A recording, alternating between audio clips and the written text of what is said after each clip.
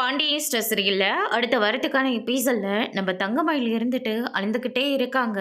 என்னம்மா இவர் டிவோர்ஸ் அது இதுன்னு சொல்லிக்கிட்டு இருக்காரு அப்படின்னா என் வாழ்க்கை மொத்தமே முடிஞ்சு போச்சா, அவ்வளோதானா என் வாழ்க்கை, இனிமே எனக்கு வாழ்க்கைனே ஒன்று இல்லையா அப்படின்னு சொல்லிட்டு ரொம்பவே ஃபீல் பண்ணி அழுந்துக்கிட்டு இருக்காங்க.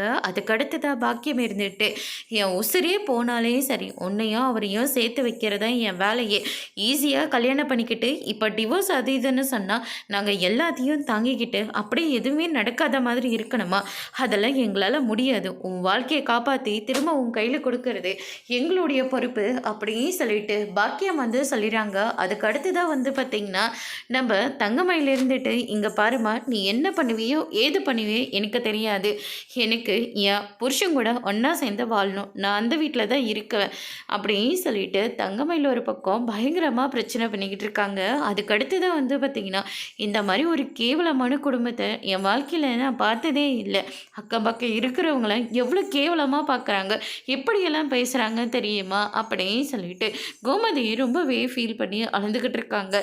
எல்லா பிரச்சனைக்கும் காரணம் நான் தானேப்பா, பேசாமல் நான் செத்து போயிட்டுமா அப்படின்னு சொல்லிட்டு சரவணன் வந்து சொல்லுவோம்.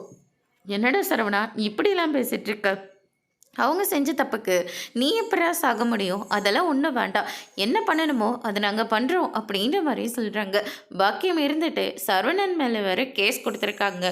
அதனால் சரவணனை தேடி போலீஸ் வேறு வீட்டுக்கு வராங்க. அதோடு இன்னைக்கான பிரம்பு முடிச்சிருக்காங்க.